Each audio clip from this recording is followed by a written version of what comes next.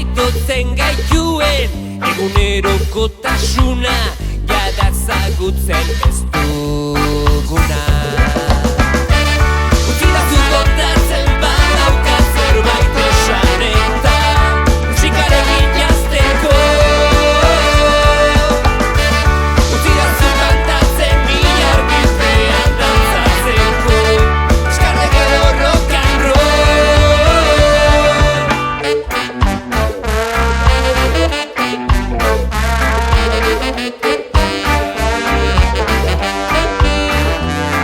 Galderak, gehienak ederrak, erantzunik gaberen geratzen direnak.